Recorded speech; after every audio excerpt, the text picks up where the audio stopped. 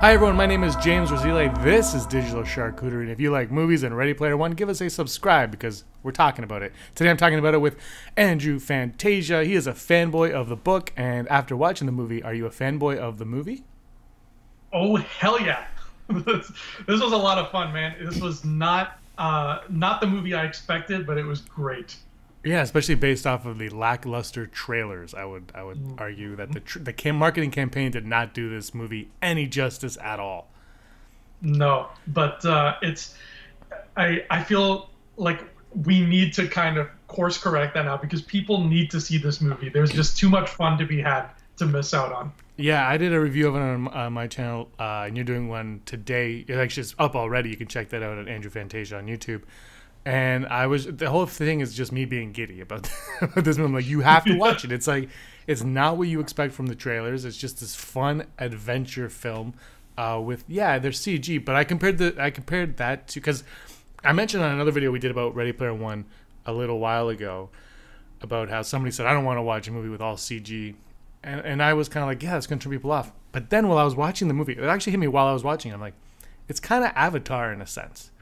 Mm-hmm. Where it's like, oh, if you look at it from that perspective, it's fresher than just it's a cartoon, or CG. Or that's how I started to appreciate it more, was in the Avatar light. Even though I don't even like Avatar, but like it was that mentality. I was like, this is more like that. Yeah, and it looks really good. Like it looks good enough that you're never like lost and you're like, oh, this is stupid and cartoony. But what's good about it is it doesn't try to look like real people. It looks like video game characters, so it's never sort of breaking the uncanny valley kind of thing. It never takes you out of it. It looks just good enough to be good. Yeah, if that makes sense. Yeah, like you said, and it looks, but the CG doesn't look bad. It's like really high quality effects for the most part. There are a few things here and there that are a little wonky, but for the most part, it was like the characters were like, you felt like you could touch them. Yeah. Speaking of touching them, we're going to talk. So weird. We're going to talk about the Easter eggs in this movie.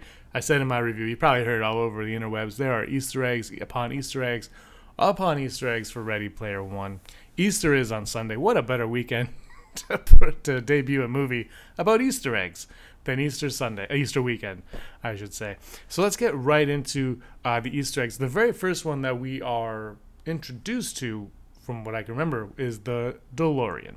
Yeah, it's so nice to see the DeLorean do things that they couldn't have done in the 80s when they were making Back to the Future.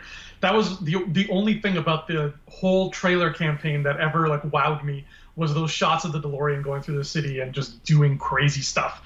And we got a lot of that in this movie. The DeLorean is almost like a character in this movie. It's in it a lot. It actually does, because, and there's a video on your channel now that we both do about the comparisons of the book to the film and what the major differences there. And one of the differences is actually the DeLorean plays a big part in one of the quests that Parzival's on to get it. They change one around, and the DeLorean plays a huge part in that. And Ernie Klein actually owns a DeLorean, like a replica from the movie, so I could see like he's sneaking his love in there too. Yeah, it's almost like, because he co-wrote the screenplay, and if you read interviews with Zach Penn, the other co-writer of the screenplay, he's like, he just put things in there without me knowing. Like he put in, because he's also a producer, so he had some final say, I'm sure, on this. But the other connection to the DeLorean is the Rubik's Cube. But it's not a Rubik's Cube, it's a Zemeckis Cube. I loved the Zemeckis Cube. When it first came on the screen, I laughed, and I was like, that's a cute little homage to Zemeckis. But it plays a part in the movie. And it makes sense to the plot, too. Like, what it does makes perfect sense. I hope somebody's selling a Zemeckis Cube now somewhere. Yeah, it made sense to the plot, but then the music cue, when you operate the Zemeckis Cube, we should know that there'll be minor spoilers in this. We should have said that off the top. I'll put a spoiler thing on it, I think. But when he uses it, there is music in there. You got like music from Back to the Future, not just the little that you hear in the trailer, but actually a bit of the score, because Alan Silvestri did the score for Ready Player One. And I said this on another video we did. The cool connection between Silvestri and Spielberg is with Back to the Future. Zemeckis wanted Silvestri to do the music, and Steven Spielberg said no.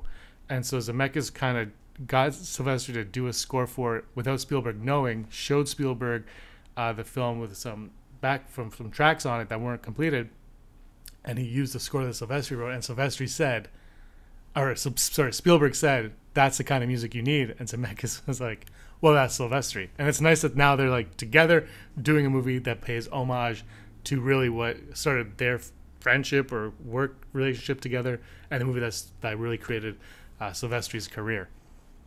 And it was so surreal for me because like that's my favorite movie, Back to the Future, and I've never seen it in a theater, so I've never heard that little, that twinkling music cue. I've never heard that on like giant speakers before. So man, that almost got me teared up just hearing that. It fit in so perfectly. It was like when you watch Fantastic Beasts and the Harry Potter starts off at the beginning, you're like, oh, like it just kind of, it grabs you and you're like, I'm in the moment, I'm in it. Another cool moment is at the beginning of the movie, we're introduced to something that one of the characters, H, is building, and that's the Iron Giant. And at the end of the movie, the Vin Diesel plays a huge factor. No Vin Diesel voice, I don't think, in this. I don't even think the Iron Giant said. I think it groaned at one point, but I didn't hear Vin Diesel's voice. What do you think of the Iron Giant in this one? He was cool. He didn't overstay his welcome. They were really pushing him in the trailer, and I thought, oh man, is this just going to be like Iron Giant 2.0? But no, they used him just the right amount. He was there. He kicked some ass. He did what he had to do, and then the story moved on.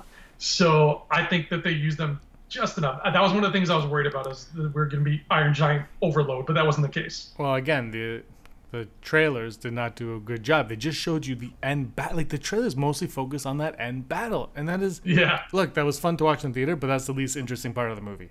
Like that battle's cool and all. We're going to talk about some of the characters you see in that battle in a little bit, but what's happening? You have to earn that battle. Yeah, and what's happening even during that battle, what's happening around the battle, is way more interesting than the battle itself. The battle itself, it's fun because you're seeing the plot, and then it's like, oh yeah, check out these characters that we'll go into later, but check out these characters and those characters. Now back to what's important. It's like they're like the cherry on top of a sundae, and you don't put the cherry in the trailer. I gotta taste the sundae first, and that's anyway. Exactly. That's how I feel. Gundam. The Gundam was cool. There's a lot of there's a lot of giant robot love in the book. Like, I think there's a part in the book where they talk about a lot of robots. Yeah. And I don't watch a lot of anime, so I'm not familiar with Gundams and what they can do and stuff. But that scene where Daito comes out and he gets the Gundam, that was just one of those like giddy moments where you're like, yeah, we're gonna see some crazy shit go down, and we did. And I like you. I'm not a fan of that, but if I was, I thought.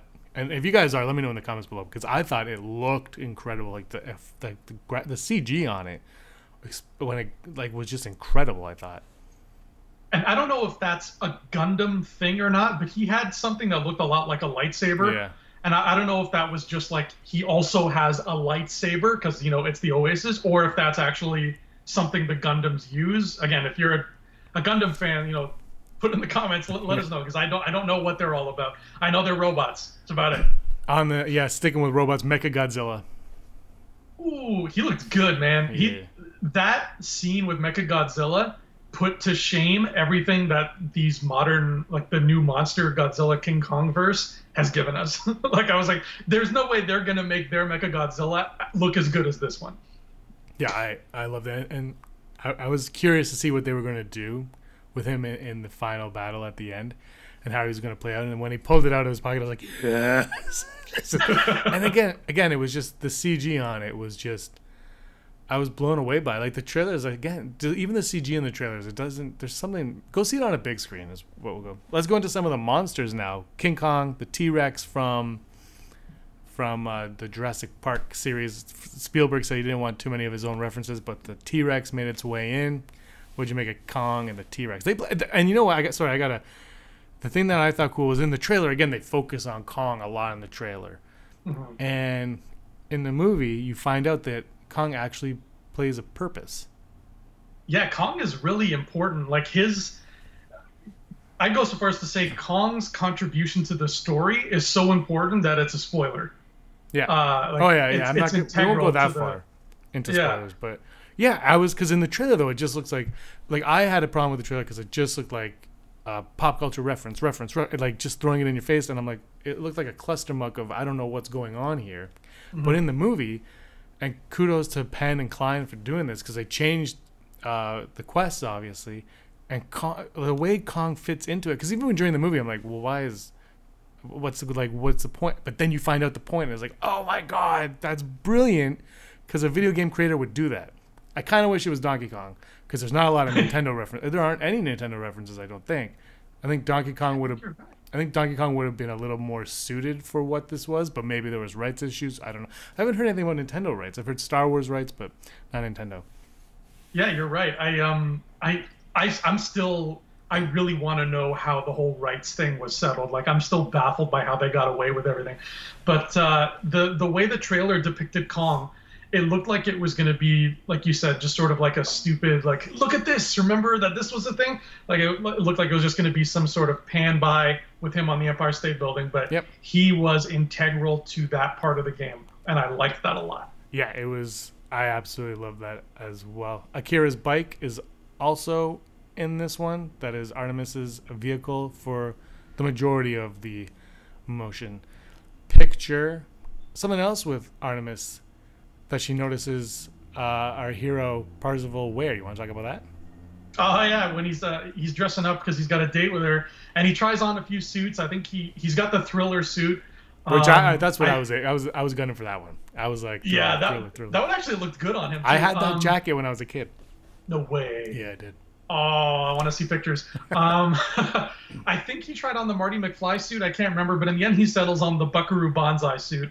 And that is a weird movie, man. Buckaroo Banzai is like an acid trip of a movie. I'm not personally a fan of it, but if you're a fan of 80s cheese, you should see it at least once. But they call attention to that. I think Buckaroo Banzai might be Ernest Cline's favorite movie, if I'm not mistaken, because he brings it up a lot in the book. But that, when was the last time you saw anything reference Buckaroo Banzai? So that was nice. Yeah, and I want to know how many people are going to watch this movie and have any idea what that is. Any idea. Like, whatsoever. Speaking of cheesy 80s, Chucky makes an amazing cameo. Again, serves a purpose. One of the best parts of the movie. Yeah, and it has the only swear word in the movie as well. Very fitting. Because, Chucky was in the trailer and I was like, oh man, they're just throwing things for no reason. No, there's a reason. Everything they throw, there's a reason for. Yeah. John Hughes High Schools, but compared to Animal House and Fast Times also. All of them got lumped together in one. It was a great reference. That's a great, not only was it a great scene, but it was a great spin on things in the book. Like, the book mentions a lot how the people, like the bad guys, IOI, they really don't know anything about popular culture. They're just, all they care about is money. And, Wade and the heroes always call them out on that. And this scene with these high schools, it's not lifted word for word from the book, but that sort of thing happens in the book a lot, where Sorrento he'll be trying to do something in the game, but obviously he doesn't have a damn clue about like how Atari works. So somebody's going to be in his ear saying like, "Oh, this was created in 1979, and if you play this part," like he's useless without his scientist. And that was a great way of putting that in with his meeting with Wade and turning all reference. Like, that scene was just gold. Like, it lumped together so much great stuff. I also love the thing with IOI is not all of them were evil in there too, because some of them actually appreciated what was going on, and I don't think they understood who they were working for as a whole. But that's another story altogether, because I actually really, really like that part. Millennium Falcon, again, same scene as the John Hughes stuff. Millennium Falcon gets a little shout out. Really, and Ben Mendelsohn, of all people to mention it, had to be Rogue One vet. I loved it. And they kind of infer that the Millennium Falcon is a very hard to obtain artifact in the Oasis, because Wade is like, "Whoa, you've got a Falcon?" Yeah. So, which, if you've ever played Battlefront, it's true. And speaking of which, sorry, you just reminded me by saying Millennium Falcon. Firefly. If you're a Firefly fan, the ship that Daito jumps out of before he turns into the Gundam, that's Serenity. That's the ship from Firefly. And it's really quick. And that's what this movie did completely different from the book. Was the book is 80s centric. It's like 80s. This one was like 80s heavy, But let's not forget the 70s. Let's not forget the 90s. There is something in 2014 that we're going to get to in a little bit, but mostly around there. But spoilers again, if you haven't read the book, War Games plays a big part in the book. It is one of the quests, and I actually really, really loved it, and I was excited to see War Games on the big screen done this way. They did not do War Games, but they did something that I said in my review that I thought was equal to what they could have done with War Games, and maybe even surpass what they could have done with War Games, because War Games is very it was very dialogue heavy excuse me, in the book. They did something else. Andrew, talk to us about that one. I was so happy with the scene. They dived into The Shining. They walked into the world of The Shining, and I don't know if, because it's the avatars doing it, but when they're in the Overlook, do you think that was a practical set or CG? Because that was spot on. I think that was practical. If you look, it looked like that unless they're in like a fake world, but if they're in a room, it always looked real with CG characters, which we talked about this in our discussion. We're like, well, how are they going to do? Is it going to be a cartoon room? No, they did real rooms, but with fake people. I thought that was a brilliant decision. Mm-hmm. And it looked, like you said, it looked like seamless. It was kind of like Roger Rabbit-y, where they just stick this little avatar guy into this real room. And as far as I'm concerned, that Overlook looked like a real set. It looked like the real set. Yeah. And the only thing that looked fake was, the girls too. The girls were real. The only thing that looked fake was like when they show up at the beginning and they walk into like the Bijou, the old movie theater, and it says like now playing The Shining. Like that didn't look real, but I don't think that was supposed to. That's kind of like which their was gateway. Called the Overlook Theater. Yeah. But everything, like the gold room when they walk into the ballroom, to like the recreation of the picture with Holiday in the middle. Oh my god. I got Rylance was just every time he was on screen. I would have watched the movie just about him. Forget the quest, man. Ready Player 2, Ernest Cline. Ready Player 2, all about Holiday, because I just want to watch that movie. Sticking with the 70s, Saturday Night Fever plays a little bit of a dance hall days in this one. It was that was nice to see. That was the one part of the movie that in the trailer felt like it was just lifted right out of the pages of the book. Oh, absolutely, yeah. The Zero G nightclub. I was actually reading about that today, where initially the producers, they looked at Ernest Cline's script and they said, okay, that's the first thing you got to take out, a Zero G nightclub. That's too expensive. And then as soon as Spielberg got on board and he read the book, he's like, why did you take out the Zero G nightclub? I'm putting that back in. And it was great. It was used it was used earlier on than in the book, if I'm not mistaken. Yes, but actually and for a different purpose. Yeah, and for a different purpose, but the same results. Yes, pretty much. Yeah. But we'll talk about that on your channel in another video. But the changes they made were different but the same. It was like they're like, we're just gonna rearrange things and figure it out. Terminator, the Terminator reference. I'm not gonna say what it is, but it was, that one got a nice hearty laugh, especially the person behind us. I believe they laughed extra loud like 2 minutes after the fact. They clued into it and just went nuts on that one. But I love that moment. That's such a great testament to the character of H, that she's dying, but she goes out that way. No, just H was side here. H and what was T.J. Miller's character's name? Oh, IROC. IROC, yeah, IROC. Loved IROC. Like IROC was just. I know T.J. Miller's become like a douche, but IROC was awesome. Let's just go into that. There's something on the wall of Halliday's bedroom, and that is a reference to the book that they took out. It's a Canadian reference as well. Woo! It's Rush. It's the poster for the Rush album. I can't remember. I think the album's called 2112. It's like the whole album is like a sci-fi story just told through music, and it takes place in a dystopian future. And that played a big part in the book, but like you said, they changed it out, but they gave it a little nod by kind of sticking it on his wall. His whole room. I mean, I just want to freeze frame that room and look at everything. Oh, yeah. Because there's so much. Like you noticed the console he was playing on. Yeah, I didn't even. That's my baby, the ColecoVision. That's what I grew up playing when I was a kid. I actually freaked out because I was like, it was Atari. The whole movie's Atari. And then all of a sudden, he's like, little Halliday is playing it. And I'm like, oh, he's probably playing Atari. And I look, I was like, because Coleco, if you don't know Coleco, it's like a phone. Like the controller's a phone basically with a dial. And you play like this and there's numbers and stuff. And it's Oh my god, that was my child. I told you I have a mini ColecoVision now. It's my favorite thing, and I absolutely love it. Yeah, so that got me really happy. That's when I didn't like the movie, and then that happened. I'm like, this is the best movie I've ever seen. The other thing too is, sorry, on the wall of IOI, when they're trying to break one of the quests, I won't say which one. So in the book, Joust is a big part of it. Joust is not in the movie, but what is in the movie is a list of Atari games, and to win the last key, you have to beat an Atari game. So they think, and Joust is one of the games on the wall. And that whole sequence was so much funnier than it should have been. Like, I was not expecting to laugh so much. Just every time, somebody, failed and fell through the ice, and that guy's just like, oh, 1 hour into Donkey Kong, ice broke. Yeah. See, I was like, from the trailer, I was like, is this going to get tiring watching this? Like, for 2 hours, And in the trailer, I thought, again, it works. It works because you get to a point where it's like, it's seamless. I don't know, the way Spielberg and Penn and Klein did it, it's seamless from one end to another. God, I want to watch it again right now.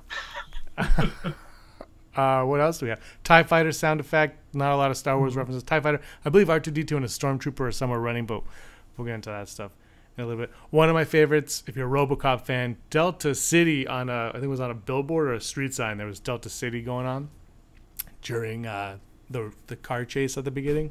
Love that car chase. I missed that billboard. There's so much I missed in that. And the camera doesn't stop moving. So it's not like, people are going to... Look, we're all going to go back and see it again and again and again and get it on Blu-ray and just freeze frame every second of it. It felt like one of those rides where you're in a chair that moves in a theater, and you're just kind of on a track, and then when you go on the ride a second time, you just notice more and more things because you were only looking in one direction. I feel like this would be great in D-Box, actually, when you said that. I'm like, I would watch this in virtual reality. Actually, I have a virtual reality. I'm going to watch this on Netflix when it's on Netflix. The virtual reality Netflix. It's not as cool as it sounds, guys. I'm not even making that up. It's just you're in a cabin in like the middle of the Rockies somewhere watching a movie. Not even joking. And one of the things that I noticed too was in one of the rooms there was Schindler's Ark, the Schindler's List book. Another Spielberg reference made its way there. A lot of cool. There's so much like you said, like just every room has stuff that you can note that that it's going to be impossible to see the first time. Impossible. All right, let's go into some of the characters. What's the character stood out for you in that final battle? Well, the big one that you and I both really got excited about was there was a Battletoad in the running through the I tweeted Nintendo 2 years ago, when are we getting Battletoads on the e-console? I love Battletoads, man. Battletoads is the best. And they were like 3D CG Battletoads. Yeah. I want a Battletoads movie now. About it, like it was so funny because like he's running at the front of this large group, and the camera doesn't really focus on him. It's focused on the group. But somehow you and I both kind of like zeroed in on him.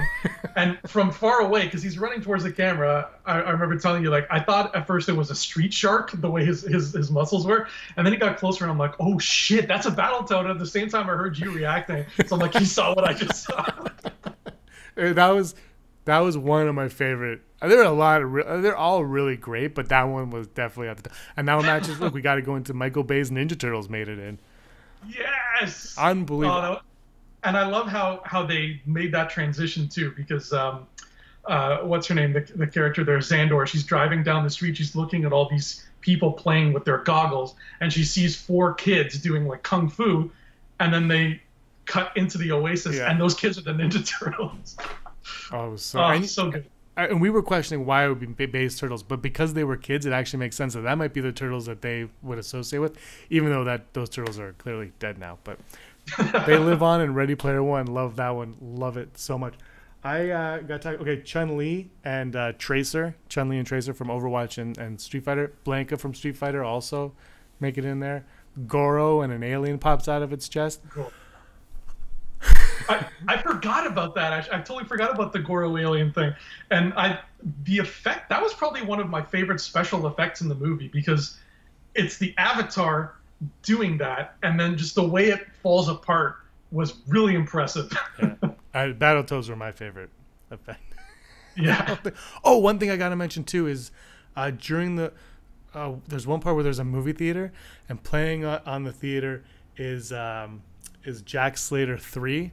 Jack Yes! Slater, Last Action Hero. Zach Penn wrote that one too. Like that one up. Loved Last Action Hero is the most underrated, amazing movie of all time. And the climax of Last Action Hero is kind of the Oasis. It's true, actually. So It's actually so true. That makes a lot of sense that it's in there. Horror movies, we talked about Chucky, but there's also Freddy and Jason make an appearance. Mm-hmm. Stormtrooper somewhere, like I said. There's so many. Harley Quinn, Joker, Batman. Yes.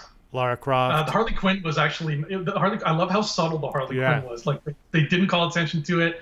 I was trying to look at the other girls she was sitting next to see who they were. I couldn't quite make them out.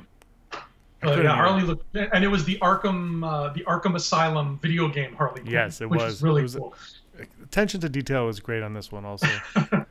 A gremlin. You didn't notice the gremlin, but there was a gremlin bottom. When you're watching a bottom right of your screen, right there, you could see I think it's Spike from Gremlins 2 actually, and you could see his white hair just running down. Because at first I was like, "Is that Yoda?" And it wasn't. It was definitely Spike because it had hair. and that was in the battlefield.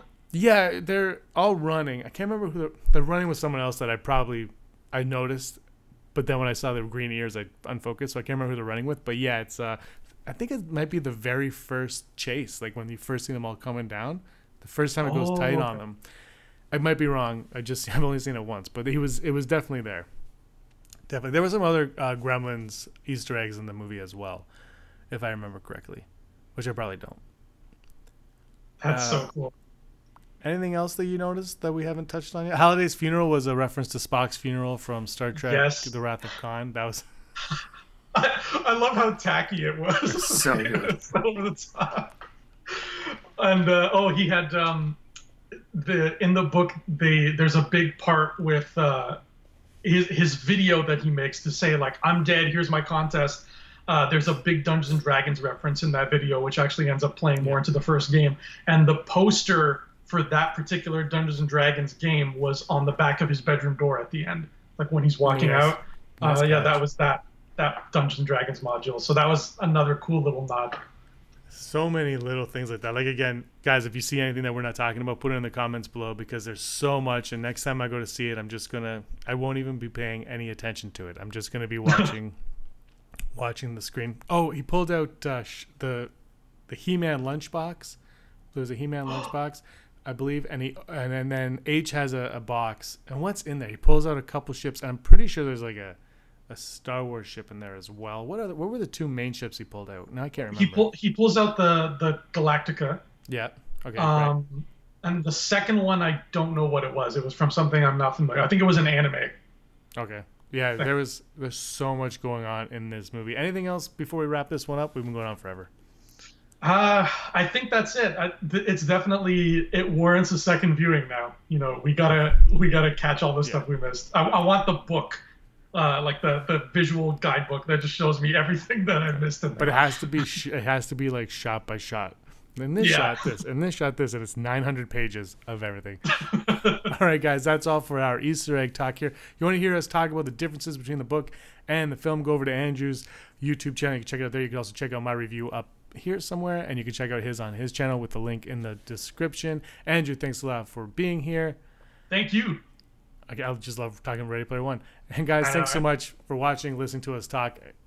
Anything you want to say about Ready Player One, give it there. And if you love Ready Player One, give us a subscribe, because we're clearly going to be talking about it for a while. And until next time, ciao for now.